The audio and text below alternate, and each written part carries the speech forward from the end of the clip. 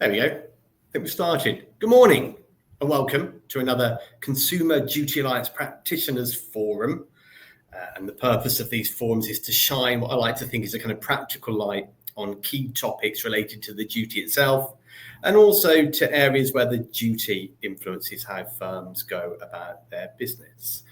I'm your host, Michael Lawrence. I'm consulting lead at Ocorian. We're a specialist financial regulatory services consultancy, and I'm also chair of the forum, and it's always a kind of delight to come and share these insights with you. What are we going to be doing today? Well, we're going to be focusing on financial advisors' ongoing services. So we'll be looking a little bit into some of the lessons we should be learning from the FCA's recent thematic review.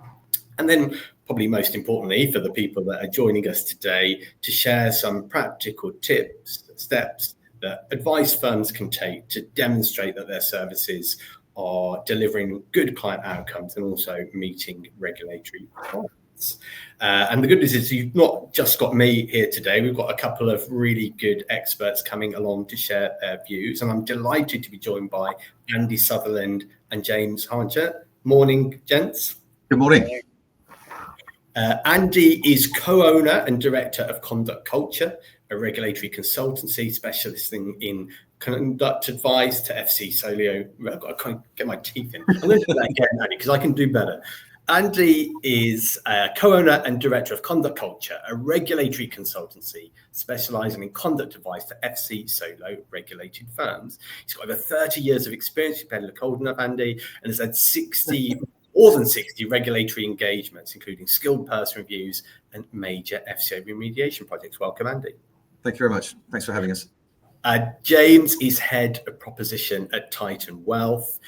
James is passionate about delivering ongoing service propositions for clients that create clarity and confidence through cash flow-led planning, suitability first reviews, and meaningful annual planning meetings. Perfect for today's conversation. Good to join us today. Thanks, James. Nice to be here. Thank you for asking. Lovely. So that's what we're going to do. If we can move on to the next slide, please, Emma. We'll talk a little bit about the agenda today. So we'll talk a little bit first about why ongoing services matter. Why is this such a key topic, and why has the regulator and does the regulator continue to be interested in it? We'll have a very quick summary overview of the implications of the FCA's thematic review, and then we'll move on to the kind of discussion, which is where the meat of today is going to be. We're going to be looking at ongoing services through a consumer duty lens, and then we're going to be dealing with a couple of the challenges that the regulator put out from its thematic review, which was around firms looking at their historic delivery of services, but also, and probably just as important, if not more important, reviewing their future approach to ongoing service delivery. And then I'm glad to say we'll have time for questions at the end. So please feel free to put them into the chat. And when we get to the end, Andy, James and I will take your questions and try and give you good answers to them. So there we are. Let's move on then to the next slide and do a bit of a kind of scene setter first. So why ongoing services matter? I think the key thing for me here is that they are integral to the advice market. The majority of clients sign up to regular ongoing reviews. We know from FCA data that advice firms are now providing ongoing services to over 4 million clients. And it's also how the majority of firms make the majority of their money. So when the FCA publishes its RMAR data, I think more than 80% of revenue comes from ongoing charges. And obviously the key point is that those services allow advisors to adapt their advice in response to the kind of evolving needs, objectives, and financial situations of their clients. They're rapidly changing, and we're feeling this particularly at the moment, aren't we? Economic, tax, and political environments. And then also the kind of features, quality, and the performance of the underlying investment solutions. These aren't one and done. This is something that can be reviewed. And I suppose, in terms of the FCA's interested in this, obviously we've established that ongoing services are so central to the sector, but they also provide a really effective litmus test for them to look about how firms are treating their clients, and also as part of that, how they've implemented the duty, whether that's around the design, the charges, how they're communicated, and just as importantly, how they're delivered. So that's the context. Let's move on to the thematic review findings, and then we can jump into the discussion. So, as we said, the FCA looked at this. It was their first big thematic review in the advice sector. In fact, probably their only big thematic review in the advice sector since it came in, if we allow that retirement advice had already begun. And look, it showed I think, a very pleasing and promising picture, which was, and this were the regulator's words. Firms were delivering their reviews in the vast majority of cases, which I think is good. It shows that firms are, putting clients at the heart of their propositions and delivering these services, which we've just established, can, produce tangible benefits in terms of client outcomes. But it did find issues in a small proportion of cases, and this is where reviews were either attempted but not ultimately delivered, or in a very, very small minority, I think 2%. Reviews weren't actually attempted at all. And this is where the regulatory challenge came. And so the FCA said that it expected all firms to pay heed to their findings and take two main actions. Number one, to look back at their historic approach to service delivery. And if they identified issues in terms of services not being delivered, to remedy them, including the potential to pay redress where that was merited. And then just as importantly is that forward-looking piece to ensure that their future approach to services meet the regulatory requirements. And why are we talking about this now? Well, back in February, when the results were published, the FCA said that it would be conducting monitoring work on this action that it wanted of firms later in 2025. And I suppose with the recent advisor data survey, finishing and the prospect of further supervisory work coming out of that to begin, we thought it was a really good time to revisit this. So that's the context. Let's get into the discussion now. So we go to the next slide, please, Emma. So I think the first thing for me is when we think about ongoing services through the lens of the duty, what are the questions we should be asking ourselves? And I think there are 5, and I'm going to jump into some chat with the guys in a second on this. I mean, the first one is from that kind of target market perspective, which is, do all clients need an ongoing service? The next is, well, okay, assuming that they do, are we putting clients in the right type of service for their needs and objectives? Are ongoing services priced fairly? Are they delivered? And that was the focus of the FCA work. And then finally, are they delivered well? I mean, we said at the outset, the purpose of the service is to maintain the solution, ensure it's right in terms of delivering against client objectives, but that only will happen where the services are delivered well. So, gents, that's my preamble over. Let's get into the chat. I mean, let's start with that first one, Andy. Do all clients need an ongoing service? We know that the vast majority of clients are in them. What are the bear traps and pitfalls here, do you think? So I think the short answer is no, they don't all need them. You would argue that probably the best value from a financial advisor is a plan. And I think where you have a plan, it's integral. But I think I'm going to take just a step back, Michael, as well, because I think there's a potential conflict of interest here. So I remember when I was a wee pup back in 2009, and I walked through the doors of Ernst & Young as a regulatory consultant, and my subject matter was financial advice, and yet my currency had no value because no one giving financial advice could afford the likes of a Big Four consultancy. There was no margin. And then something happened in 2012, which was RDR. They said, let's break with and let's try and do something here with the business models. And so all of a sudden you had this initial and ongoing advice model that firms are doing in this ad valorem model. And 2 other significant things happened along the way. We had the pension freedoms 3 years later in 2015. So lots more capital coming out of these DB pension pots into a DC environment. And then we had auto enrollment in 2017, which has gone from 5 to 8% of contributions of people's salary going into a DC pot. So those individuals who maybe wouldn't have had a big DC pot are arriving in the next 10, 20, 30 years. So that's got the interest now of lots of private equity firms. So one of the challenges I think in here is it's definitely in the interests of the firm to have a recurring revenue, because that's what increases your multiple when firms are looking at you for evaluation. Do all clients need it? Not necessarily, but I think this is where we really get into the debate. And I think in order to help firms, practically help firms, one of the things we talk about is a term that we've lifted from B Corp, the B Corp accreditation, which is stakeholder equivalence. So whenever you're looking at your business model, have a think about who are the constituents in here, who are the stakeholders, the client, the shareholder, the staff, and have a think about how their interests are best served, and making sure whatever you do with your business model and your strategy, you're thinking about improving the outcomes for all of them equally. You're bringing them on in equivalence. And I think that's one of the things we've seen is lots of firms have seen what they perceive to be the value in ongoing service, but they've maybe missed out the consideration of how it's improving the outcomes for those other stakeholders. So sorry, lots of words in there, Michael. No, but I think is the short answer. Obviously, James, you have to deal with the kind of practicalities of this within your firm. I mean, in terms of your target market, negative target market for ongoing services, how does that look? So for us, when we were looking at it, I think I echo Andy's. There's not all clients need it, and you can tell by the way clients engage with the meetings as to whether they sort of are valuing it, engaging with it. So that's one metric we looked at. I think as well, though, historically, a lot of IFA firms may have focused a bit of their value on the investment performance. Mm-hmm. And so actually decoupling that and looking at the value of a financial plan, and actually the value of financial planning in the long term also informed us. So there's loads of data out there, isn't there, that people publish about the value of ongoing financial advice, increases pots, etc. And there's all messages from, Nick Murray, people like that, just getting people to behave well can add sort of a couple of hundred times your 200% of your ongoing value, your 1% charge into their return. So I think there's so much evidence that it is a valuable service, but not all clients are engaging with it.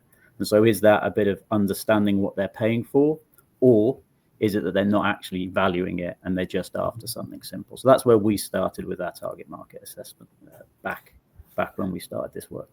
And I suppose there's something, isn't it? If we go back to those figures about the proportion of clients, proportion of UK consumers who get an ongoing service, it's only 4 million. So there is something, isn't there, about firms' business models which acts in a kind of self-selecting way. So, we know that most firms, their target market is people with definitely more than 100,000. For some people, it's more than 200,000. I suppose that's the level of wealth at which a service and the complexity of the client needs and how to deal with that justify a service. I suppose the interesting bit would be, and maybe, with technology, this is going to be more of an issue in the future. If you can bring down the cost to serve, so you're able to serve people with less. Are you picking them up younger? Are their needs simpler? And then, do they need the same type of service as others? Did you get that kind of differentiation and kind of segments, James? So we did a lot of work when we looked at the sort of client sizes and with firms joining us about if we got some efficiencies in the amount of time it took to do certain tasks, so technology, would that drive the cost to serve down? Well, of course it does if you do the basic analysis, but it also drives up the capacity. So if I go back to Andy's point about stakeholders, it's benefiting the client because we can advise more clients that need us who may have previously not felt like they could afford to pay for financial advice, or firms could afford to serve them. So we're kind of helping with that advice gap, but also it aligns the stakeholders well, that we're not just adding more headcount to the sort of firm as well. So it does work for those stakeholders. But again, are clients valuing it? Are they engaging with it? And would they engage with the tech anymore? You've got to then argue, even if we're using technology to drive it, are those people that are in that negative target market, I think you said, Michael, are they likely to engage with that tech service, or are they just not? Are they not involved in those financial decisions? Do they just prefer to leave it to the state? So I think it's understanding the sort of makeup of that client bank as well. I mean, certainly. Yeah, go for it, Andy. Yes, something in here for us where we probably differentiate in here, and you think about the value of a plan, because I think ongoing advice is inherently linked to a plan. Right? So if I have a plan, then I do need, like Google Maps, I need to know I'm on track with my plan, and that's inherently where we would see the value. But there are a couple of examples, I think, in the accumulation kind of phase of your financial lifetime, and you might say, actually, you don't need as much handholding or friction. The charge is friction while you're trying to climb uphill and you're trying to fill your basket with as many coins as possible. So there are certain ways in which we'd see, potentially you might take a more simplified, like you say, less complex route in here and just say, maximize what you've got the opportunity with your employer, or if you can, pay a little bit extra. This is where the whole, advice guidance boundary is coming in right now, where I think you're going to get lots, not just financial advice firms, but employee benefits firms now, I think are trying to get over the line a little bit closer now, so that you can see maybe more competition. But I think the key thing is, if you build loyalty and a brand with someone, even if it's just information, you don't have to have ongoing relationship with them in the terms of the ongoing cost. Because I noticed, I think it was Paul Russell asked the question, if I'm not charging ongoing fees, what's my obligations? You don't have them if you're not charging for an ongoing fee in there. It's only if you are. But you could charge 25 bips or 15 bips and say it's just more of an information only, and we'll help you up the hill, but we'll try and get out of your way while you're doing it. And I think that's a key point. Oh, you go, James. Yeah, so I think that's something with our experience in the sort of workplace environment as well. If you think back, employers took a big part to play in financial security of their employees historically, haven't they? And that is no longer here. But there are a lot of good employers now who are wanting to help fund what we could call financial education sessions for their employees, but they're charged differently. And as you say, it's just a different ongoing advice fee for the service we offer, because they're paying for what they're going to use in that accumulation phase, which is completely different to what might be deemed full fat financial planning later on. But that GPS plan can still be built for an accumulator, but it's a slightly different service. So that's, again, something we did a target market segmentation on that, as well as just sort of other metrics. And I think we're moving into the next question, which is around, the importance of putting clients in the right service for their needs and objectives. I think we picked up on a couple of points there. I mean, we jump often straight to the idea of ongoing advice, but actually ongoing services don't need to be advice. I mean, we know that the vast majority of them are, and there's good reason for that. But I think firms have flexibility, and indeed there's a kind of obligation now under the duty to put the right type of service in front of the right type of customer. And we know increasingly there's that differentiation. And as you mentioned, Andy, you've got people offering maybe a client portal and other information, and then they're getting advice on a kind of as-you-go basis. And yet for others, you'll be getting an annual suitability review, sometimes more frequent than that. Where do we think the sector is in terms of that differentiation of service proposition? So, you get to see the kind of gold, silver, or bronze, or whatever you call it. Do you think that's, is that more window dressing than reality, or do we have that real differentiation of proposition for different client segments? I would say, James, I'll let you come in afterwards, but I think as a consultancy looking out there, I'd say probably somewhere between maybe around about a quarter of firms are starting to get this right. They're starting to think about it. They're using the technology. They're thinking about the client segmentation, and they're really embracing it. Again, notice a question from Simon Thomas there about fairly priced. Does that mean fair value? The FCA is not a price regulator. We'll come on to value and price and cost, because I think it's a really important part of this. But the first thing we're talking about now is distinguishing between who are you, what do you need, and how is my service going to help you get there and get there better in the best possible way. So I think 25% are probably getting there. 50% are aware, but they haven't really done anything differently. It's quite a binary. It's not particularly sophisticated or elegant, the solution that they're offering. It's 3% on and it's 1%. And actually, we even see some businesses where they say there's no initial fee, just get onto the platform, because that's where we want. And you can just see the potential conflict in there about the importance is getting your 1% running on there, because that's where the inherent value is in the business.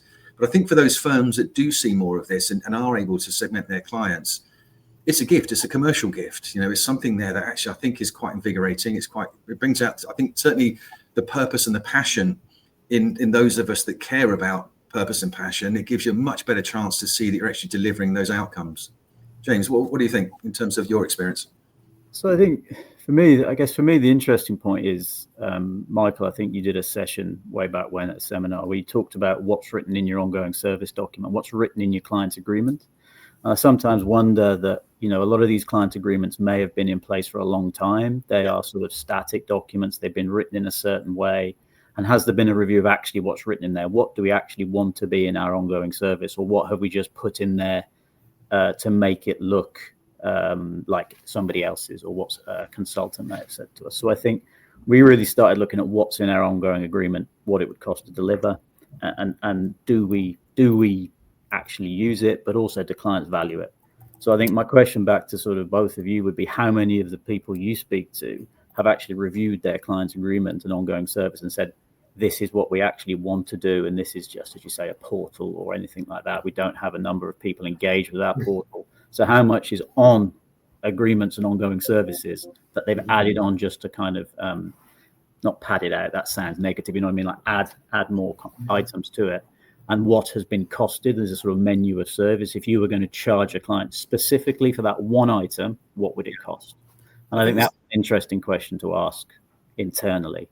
Yeah, I think there's two bits that I've noticed. So I think when firms were implementing the duty and they were looking at, their target market assessment, their fair value assessment for their ongoing services, a lot of firms, plotted out, the cost to serve versus the fees they were getting from their existing clients. And some of them, got some surprise. They weren't all where they thought they'd be in the middle. There were some people for whom they were kind of undercharging. There were some who they were charging more than they expected. And I think that led them to think, oh, that's interesting. We've got some clients here for whom our kind of charging model and potentially our service proposition doesn't stack up. And linked to that, they've iterated their services, looking at whether they can differentiate what they deliver for those clients in a way that can mean they can continue to service them, but they don't expose them to risks. I think on the point of the terms and conditions and the client agreements and what's written in those, I think you're definitely right, James. I think some of those are written with a bit of a marketing flourish of the pen.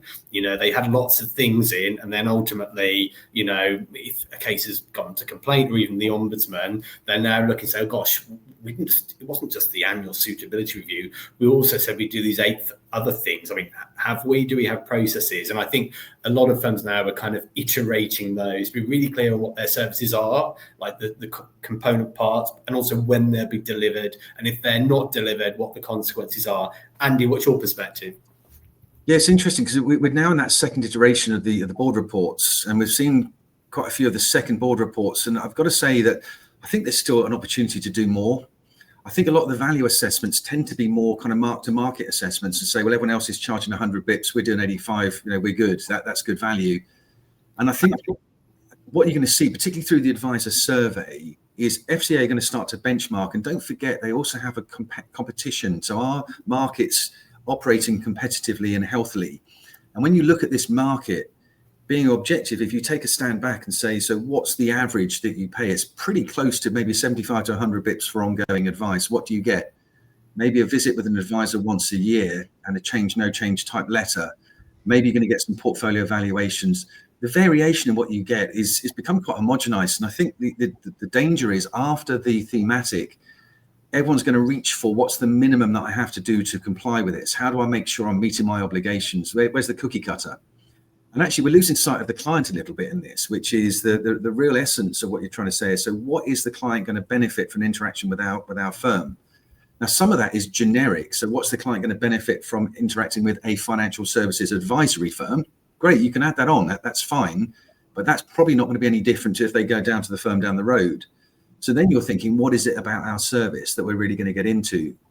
Now, that's the special bit. The bit that I think where FCA are probably going to sharpen the pencil a little bit is looking at the cost to serve. And we've seen that with a couple of 22 firms that we've been working with doing the thematic piece right now, where they're saying, right, when and how much do I need to give back to people?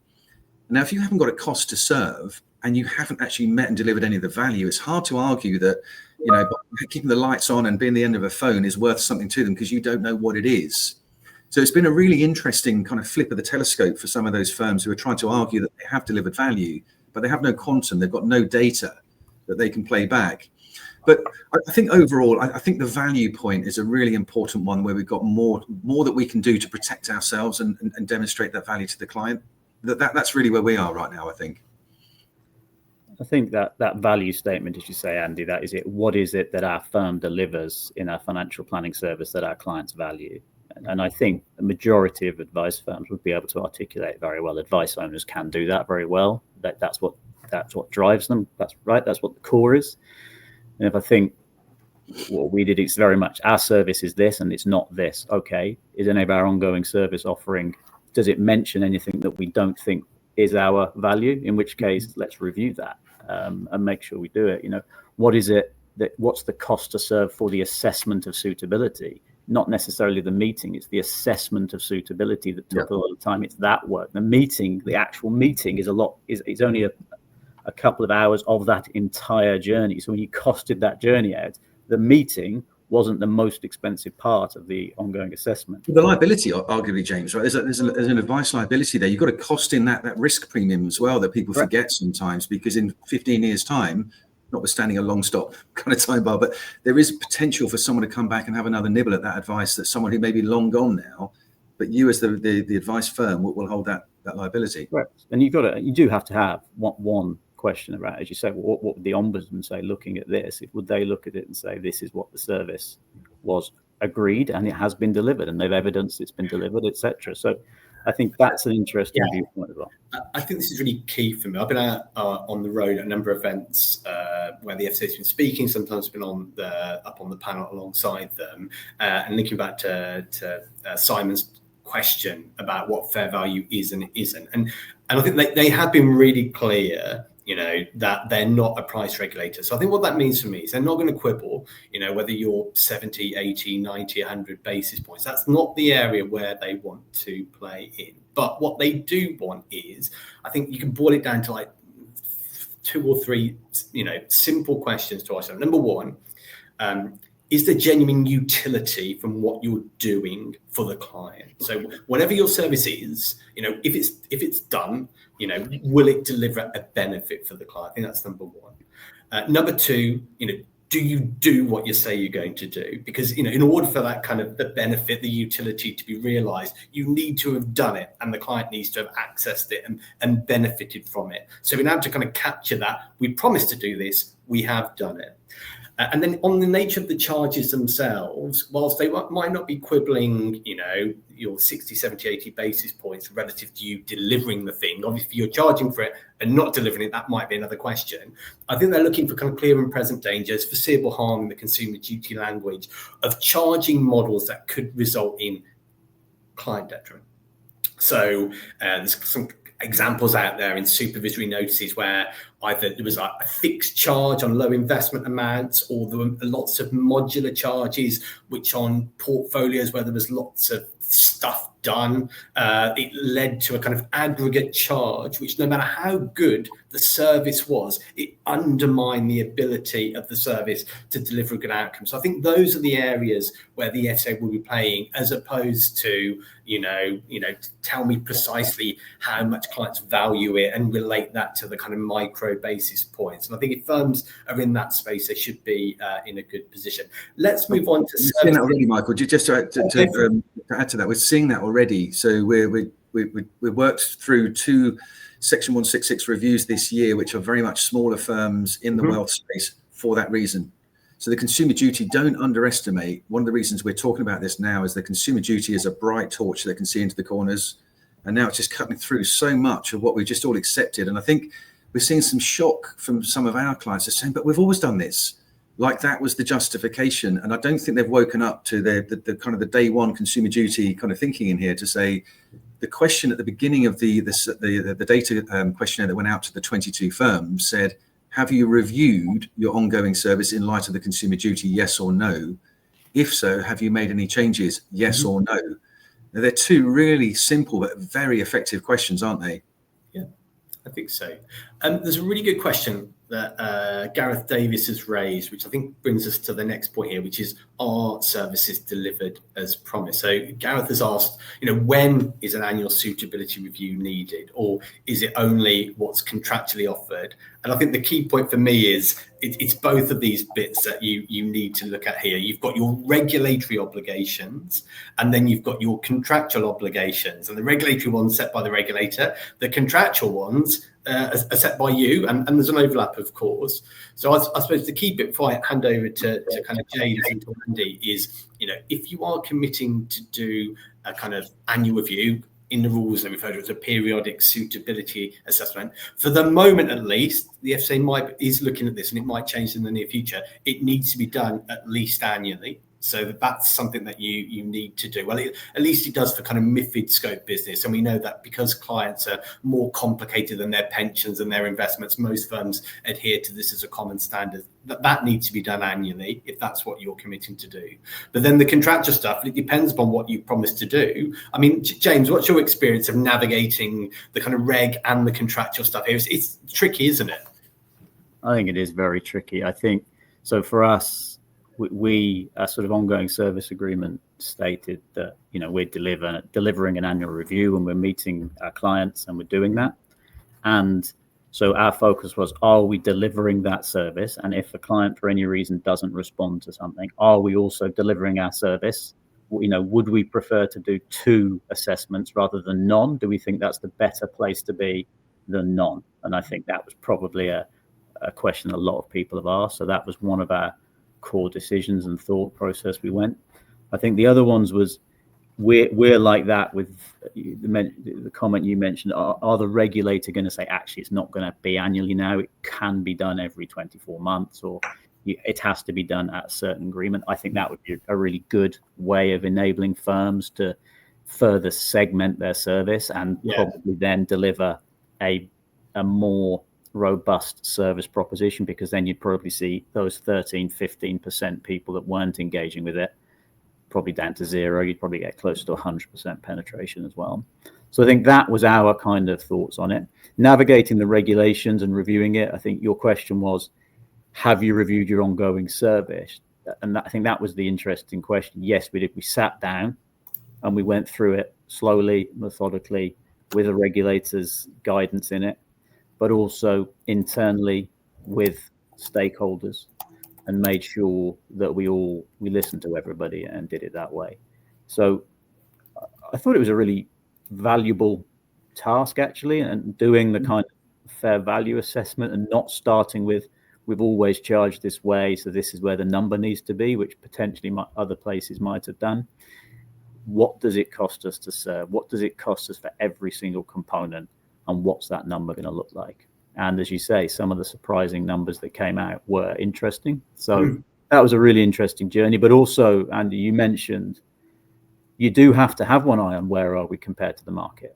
Yes. So I think that is an important part of it, because if you're pricing at 1.5 and the market's at 75, 0.75, you're in a bit of a situation. You have to work, okay, what is our value? You need good reason, James, don't you? You need good reason why you are. And for most people, they will struggle to articulate, they won't have the data to back it up.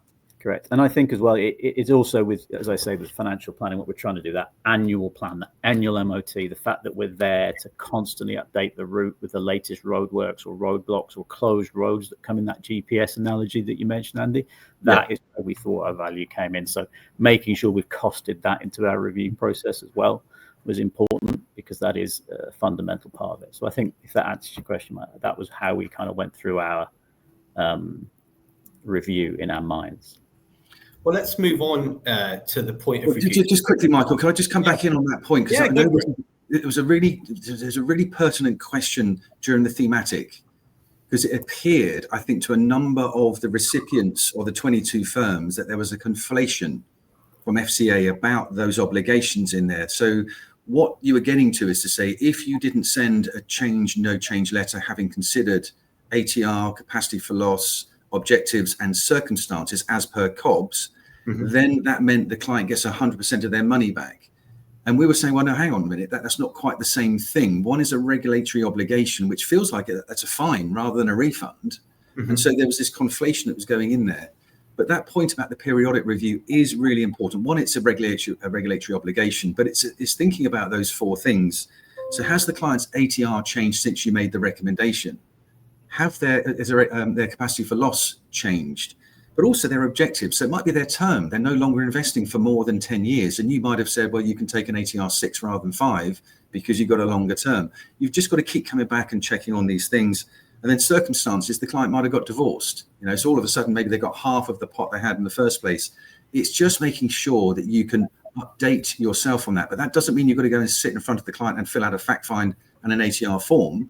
So that's within your gift to how you demonstrate you do that on a periodic basis. Now, that is fundamentally very different to me saying to you, James, I'm promising to come out and see you once a year, and I'm going to redo the cash flow for you. I'm going to rebalance all of your portfolio. They're different things essentially in there. Now, one is linked to ATR, but they're different things because I'm contracting those with you and saying that's what I'm going to come and do. Now, that does feel like that some or all of that gets refunded if I don't do what I promised to do. So it's actually what you say your annual review will comprise as well, because that's the thing. And I also think I think it was you, Andy, maybe it was you, Michael. What meetings have you had since the last review? Because you may well have actually had a couple of advice points where you've reviewed and reconfirmed the suitability as well, between each review journey as well. So, how many meetings do you actually spend with your clients? It's not like you don't go out and see them if they have a need. So maybe you've done some of that work as well in the interim. It's something we saw quite a lot. Sorry, Michael. Something we saw quite a lot was when people are looking for value, you might have given a personal recommendation to the client regarding a withdrawal or a top-up, but not charged them new advice. You're saying because you're paying an ongoing advice. Now, personal recommendation, given that kind of that risk liability that we're talking about in there, you'd argue that there's good value in there, and it's probably not far off 1%. So all of these things, it's all very nuanced in there in terms of what you're looking at. But I think it's a really good question about the conflation, about you separate the two things out. They're not mutually exclusive because you can do them concurrently, but they are separate things. And I think your 2 points that you both made there are key. Like, it's not just what you'll do, but it's also how you'll charge it, what bits are included, and at what point is like a top up. Is that within the fee or is it extra to it? And you've got flexibility there, but the key point, you want clarity, because that's ultimately what you'll be judged against. Great point. Yeah, let's move on. I'm conscious of time. Let's move on to the next bit, which is this backward-looking task that the FCA put out to firms around checking whether their historic approach to ongoing services was delivered well. Andy, you've been in amongst this with firms. I think we've dealt with some of it already. What are the key lessons for firms who've maybe not got round to it yet, are thinking about it now, to do a good proportionate job in this space? Data, basically, some kind of empirical evidence that shows, who was paying for a review. Now, don't forget, you've been supplying your RMAK returns to the FCA on an annual basis. So they know what you've told them in terms of both the number and the value of those ongoing reviews. So you need to make sure whatever your data does, it does talk to the RMAK returns, or otherwise you're going to find that's going to be an interesting diversion from the conversation. But essentially, just being able to have some evidence in there to say that we know what we did or didn't do for those clients. And if you didn't do something for them, what have you done about it? I think it's probably fair to say that most of us in February were pleasantly surprised at the cumulative kind of aggregated outcome in there, because it didn't correlate to what a lot of the individual firms were feeling and experiencing from their data. So one of the things I think we can say on here, the retrospective rear view piece is probably a bit lighter than the go forward. You've got to get this right. That's the first thing you need to do, is get it right moving forward. That's your kind of point in the sand where you look back and say, right, now retrospectively. So for example, and I haven't seen any firms do this, if you find some clients that maybe you didn't deliver the extent of the value you'd like to, you can forward price that. Something that was causing a lot of consternation for firms is thinking they have to give money back that's already been tax paid, it's out of the current account, they're going to have to go and borrow it or take it out of the future earnings. So one of the things I think in here for firms is just to understand where you didn't meet those obligations and attempt to do something that's fair and objective to repatriate those clients or put them back in a situation you think is objectively fair. That makes data, sense. Michael, I think the data is going to be key to this. You need to understand what you've got and what you've done. Data, as you say, Andy, who did you deliver? Of those that said no, why did they say, what were the reasons they said no? Didn't want it, couldn't make it, whatever. So there needs to be some more data behind the no's as well. And then, you've got the people that said yes, you've got the people that say no, and then there's the people that have said nothing. And it's okay, what are you delivering to the people who've said nothing and how?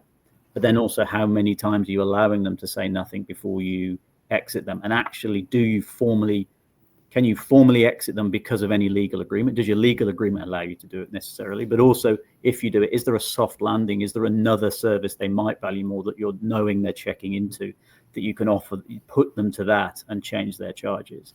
So I think that's an interesting point around that data. But then I guess for large firms with big data teams, that's great, right? And big systems, but for smaller firms, that might be a little bit more difficult. And I think that was something that data is really important, but it might not be that easy to always get that data instantly for some of the firms. So I do sort of worry how they do that, I guess, on that side of it. But I think that's an interesting point of you can forward compensate. We didn't meet for 2 years, so actually we're considering not maybe 2 years as long as you can deliver it.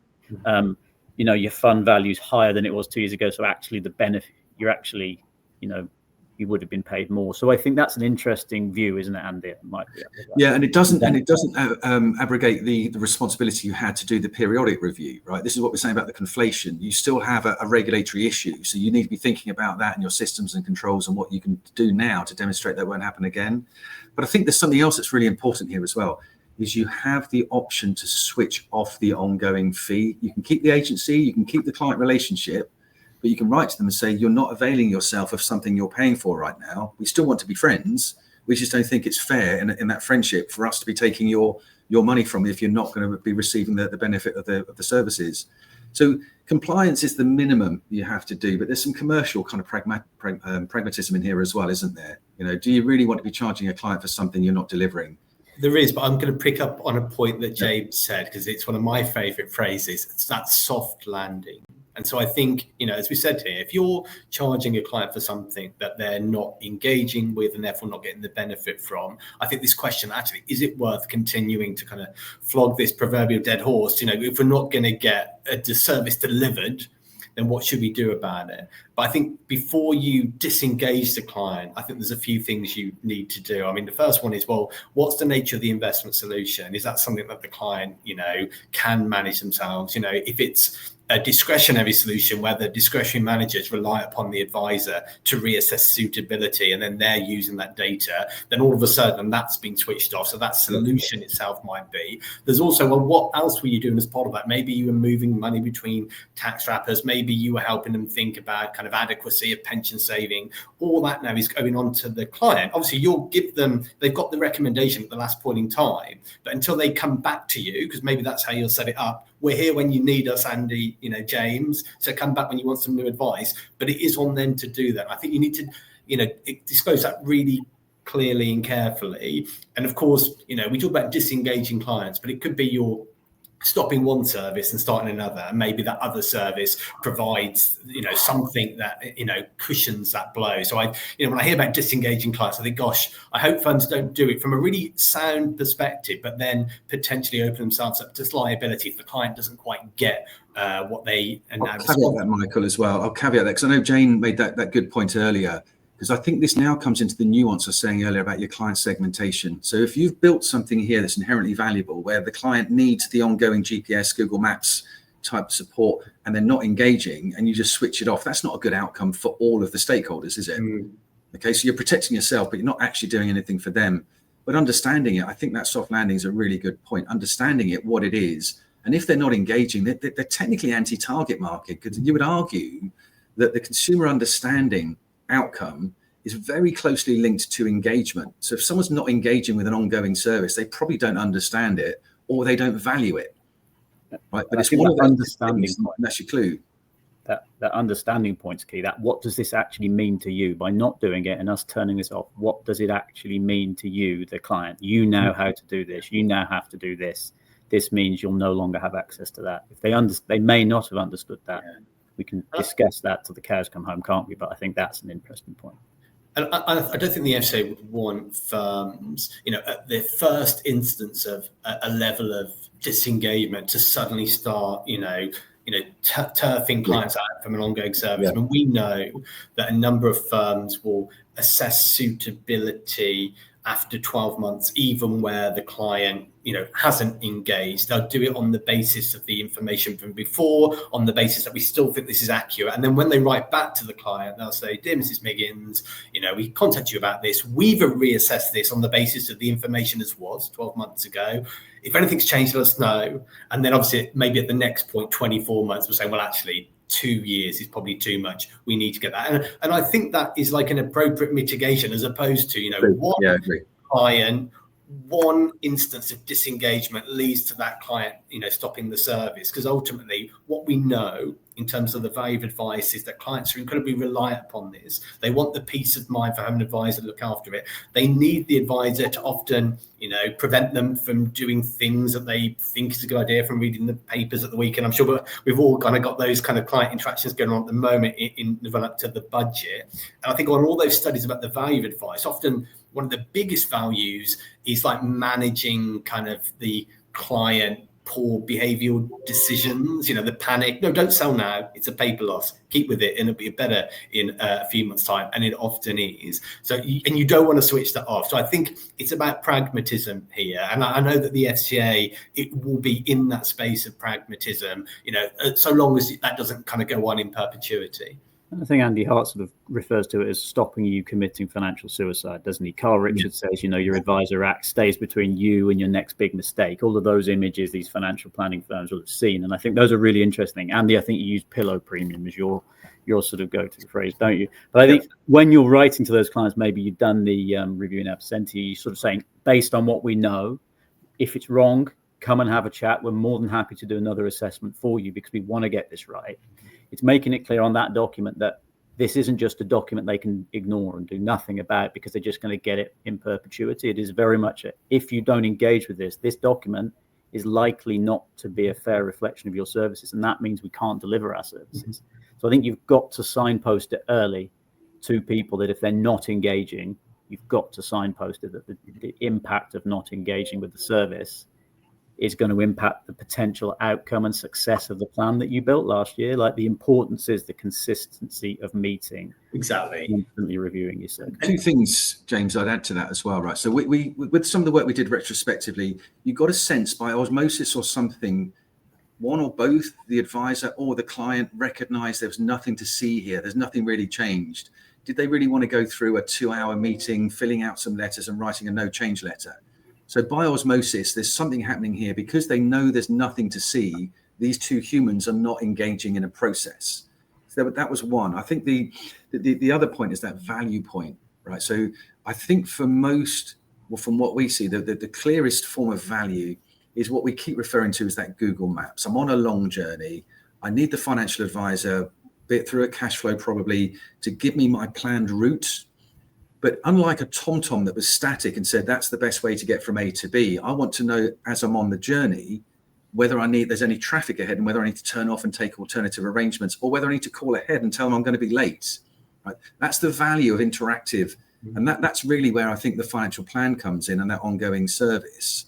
Now, once you get to there, if I'm on track and there's no updates on there, I've got quite light information needs. If there's something that flashes up, I now have a deeper set of information needs. So there's something in that. So I now need to know how far off track I am. Can I get back on track? And if so, what do I need to do? So that's a different level of friction and engagement in there, which is a much higher value point. And a lot more work. Yeah. Those extra hours that you put in at that point in the value hours is a load more work than most people will write down on the cost and delivery of an annual review. But the aggregate is I'm on my journey getting real-time information, right? What the information is telling me is almost the secondary part. The fact is I've got real-time and I've got a plan B if I need it. That's the essence of value, I think, isn't it? And just one point, just jumping back to, I think something that you said, Andy, about, a 2-hour meeting feeling disproportionate. I mean, I'd like to think that there's some flexibility here, that where you've done your prep for the meeting, and it looks like everything's on plan, and if you can get kind of confirmation from the client that their kind of key needs, objective situation hasn't changed, you don't need to do a 2-hour meeting if you don't want and need to. So I think there's some flexibility here in the approaches firms take to this. And obviously it needs to be client-centric, because maybe people want that 2-hour meeting, they want their reassurance, they want to go through it all, but it doesn't have to be that way. There's flexibility in the rules to undertake that service, through the use of a client portal, sending the kind of fact find out in advance, getting the client to confirm things have changed. All this is available, and it doesn't mean to say that people will like it or want to do it, and it won't work for all clients, but there is some flexibility there. Talking about flexibility, there's a good question from Lisa Cross around where we've talked about reviews on a frequency other than annual, i.e. 2 or 3 years. How does that square against MiFID? Do you want me to start on this? And thank you for that. Our backstage people, Andy and Emma, appreciate you bringing that up. I suppose the key point at the moment is that MiFID scope kind of advice, which really doesn't include pensions, it does need to be annual if you're committing to periodic suitability. So at the moment, the flexibility is limited. I suppose you could have a service that doesn't involve a commitment to suitability with some kind of prompt to re-review on a kind of ad hoc basis. But the good news is, I think the FCA knows that this periodic suitability being annual is creating some kind of poor outcomes in the market. That lack of flexibility is perhaps pushing firms who know and understand that their clients need an ongoing service, but for whom either their needs or the underlying economics don't really work on an annual basis, to shoehorn them into it. And so we know that there is policy work planned, I think early in the new year, to potentially offer some flexibility. My gut feel is that the FCA will say, we've now got the consumer duty in. It's all about target market, understanding your needs, designing products and services that meet those. So, dear advisors, you've got the flexibility to deliver ongoing services on a frequency as dictated by client needs. So there'll be some clients for whom it will continue to be annual, and maybe we can think about retirement income clients where they're regularly drawing down. You wouldn't want to move from that, but there might be certain clients early on in their accumulation journey where their needs are simpler, and actually a 2 or 3 year review would be absolutely perfect for them. And obviously you could charge proportionately. Gents, what are your senses of the flexibility into the current rules and what we want out of that policy consultation? I think that would be a really good outcome. I think if they move to that, I think it would give firms flexibility, and on the basis that the majority of financial advice firms are trying to do really good things for their clients. You know, they're not trying to circumnavigate the rules, right? That's not what financial advice firms are doing. So that will give them flexibility to offer different types of service to different level of clients that may not have been in their target market. So there'll be a movement of more people being able to get financial planning advice, I think, going forward. So I think it'd be really exciting. And I think with all of the sort of move of trying to get more people into sort of guidance or target, I think it's just the right thing that would be really beneficial. So I think if it came in, it would just be it'd be a really exciting change, and maybe a show that regulators listened and has kind of acknowledged that maybe once a year is a bit of a blocking stone, like a blocker for a lot of firms. Like if they just moved that out and gave a bit of flexibility and allowed us to police it, as long as we could evidence the assessment and it was suitable, then I think that would give us a load of freedom, really, without just not doing reviews. It's not like a load of advisors are going to not do annual reviews. Yeah. This is a really good example of that stakeholder equivalence, right? Clients okay, firms okay, regulators okay. Why wouldn't you? You know, but I think one of the things in here that's been quite interesting, we touched on much earlier in the call about the client agreements. Michael, I think you said that's your opportunity to really kind of bring that alive, what you're doing in there. So often you open up a client agreement and it's really quite vague about what you're doing. You're going to have some regulatory protections, FSCS, FOS. Okay, great. So all you're really saying is I've got to pay a premium for that. And you're saying that's fine. I just need to levy that back out to all of my clients. Now, if it's just the initial advice, then fine, I'll cover that in my initial advice fee. But if you want that same protection for the ongoing advice, there is a levy and a risk to the business for doing that as well, which I understand. But I think this ongoing review, quite often you see it kind of sold to the client like it's something they're buying. You know, it's like but if you're obligated to do it, then it seems a little bit disingenuous to say, oh, and we're going to give you an ongoing review. But what you do around that, or the value that brings to them, I think is something you could bring through in the client agreement. So I think, yes, it'd be great. And I think firms could do a lot more to really bring alive the client agreement and that expectation and that exchange of value between the client and the firm. Sometimes it feels a lot of those client agreements have been written and they've been there a long time because maybe a consultant has provided the boilerplate template, like use this and develop it. So they've started with a base level and have been kind of worked on rather than them being shaped from the bottom up of what their services client does. Yeah, we certainly see some firms who've adopted policies that may not have been their own, and that they've not like finessed and amended them to suit the circumstances of their business, and I think that can lead to problems. If we just move on, please, Emma, to the final slide. I suppose let's, in the last 5 minutes, and we've been doing questions as we go. I think we've covered the majority of them, so I think we're doing well. Obviously, we talked about that historic approach, but we're also, I think it's important to look at, well, how do you set yourselves up on a really strong foundation to get this right going forward? And I think we've covered some of these already. I'm trying to think of the ones that we haven't got. So I'll summarize them, and then Andy, James, you think of your kind of golden nuggets linked to these. So I think the first bit is the product governance. So what is the service? Who's it for? Who's it not for? You know, are you regularly reviewing that? You know, is everyone who's in the gold, do they need the gold ongoing? If you've only got one service, do we need to have a multi service approach? That kind of thing, I think is it. I think as James said, and as Andy said, and indeed as I said, you know, that terms of business client agreement, being clear on what it is and what it isn't, you know, when it will happen, how it will happen, if it doesn't happen quite as it intends, what you'll do about it, you know, and when you'll charge something differently, I think is really key. And obviously there's a risk, I think, of throwing the kitchen sink at that. You know, those documents should be covering the basics, you know, the space in your T&Cs for the minor stuff, but it's about giving those key bits. And obviously making sure it happens. So, you know, making sure that reviews are scheduled when they should be, that that the suitability is assessed, that when you don't get engagement, you've got the process in place. And then if you do need to refund some element of the fee, when, on what basis, how, and then keeping good records. What are the key bits from you guys? We've got 5 minutes left. What are the kind of golden nuggets in there? Firms are going to focus on one or two of these. I'll come to Andy first. Okay, very quickly, I'm going to link this back to, I think it was the last webinar that you did, Michael, when you talked about customer outcomes. What we're seeing a lot of firms struggling with around the value is any kind of data, any empirical kind of data that's going to help them demonstrate what the value is. Because FCA don't know, other than the Financial Lives survey, that they can guess and guesstimate. What you can do is get some really valuable own data through the customer outcomes framework that we talked about before. That would sit really nicely in the MI, but then sink right back into the product governance piece. That would be the one nugget I'll take away from this. Get on top of your outcomes, ask your clients, and then value what they tell you. Yeah, I think I echo that. So for me, it's about what the firm delivers, how it articulates what value it adds to a client. Financial planning, how we help clients, how we stop them making mistakes. It's very hard to put a price on that, but I think it's something we can articulate. But for me, again, that customer survey or client survey, you can be asking questions what the value, and it feeds back in, and it can be a very valuable service of what do you value most about our review meeting, and actually get some really good feedback from clients.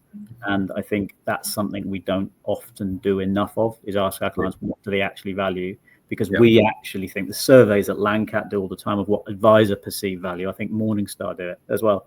What advisors perceive their value is and what consumers perceive their value is, and the crossover. I think that's interesting. But for me, it's just the only other thing I think is technology. Yeah. And I'm not going to mention those two letters, but I think how technology could impact how we deliver that service and how that impacts your value and your ongoing service proposition and how you record it. So I think it's just that review of businesses of how technology changes that ongoing service delivery, but also how it can impact costs to serve and the type of target market that they can now go and advise because of the technology they've got. I think you're right to call out tech. I mean, certainly some of the conversations I've been in recently with clients and also at kind of events, you know, the use of AI for meeting notes, the use of technology to streamline some of the really kind of administrative kind of burden of ongoing reviews, you know, at the touch of a button, it's eliminating hours of work. And we know those firms are looking at, well, we can suddenly now serve far more clients. We've got greater capacity, potentially because our cost of the service lowering. We can bring down our kind of entry threshold for investable assets. Some firms are looking at modifying their charges. There's lots of flexibility here, but I think it's really exciting times to be an advisor because, you know, the need for ongoing advice has never been greater. Technology is potentially opening up capacity, and so, you know, hopefully, you know, firms feel in a good place, particularly if the regulator can give us some more flexibility around delivery in the future. All the ingredients are there to really kind of crack on from where we are. Maybe that 4 million figure will be up at 5, 6 in the future too. I think that feels like a sort of tipping point, and I just think as also there's no one answer, and I think that's what's most sort of enjoyable about the industry is there's loads of different ways of doing this, and that's what makes the industry great. And I think what we need to do as advice firms is talk amongst ourselves, not sell our secret sauce to each other, but talk amongst ourselves about how we went through it and what we did, because there's a load to learn just about what we're doing out there and the good stuff we're doing. So I think that's my other kind of takeaway from that is there's so many good answers in this room, probably that however many people we have here just have got some great ideas and are asking some great questions. So it feels like the industry's taking it, we are taking it seriously, looking to improve things rather than maybe what outside in view looks like that we're not taking it seriously. Yeah, I think the good thing about ongoing services, it almost feels like regulation is like a small part of the discussion here. A lot of it is as it should be. It's about firms and their clients and creating services that really add value, to both. We're at time. Thank you so much for being on with us today. We've done questions as we go, so hopefully I think we've got to the majority of the ones that I've seen. So we really appreciate that. Thank you, James. Thank you, Andy. And of course, if anyone would like to get in touch with us afterwards, please let us know, and we'd be more than happy to have a chat. Other than that, if you've got any other topics that you'd like us to cover in future sessions, please pop it in the chat before you go, and we'll make sure we're doing these sessions on the topics that really matter. So thank you, gentlemen. Thank you. Thanks, everyone. Have a great day. Thanks, everyone. Goodbye.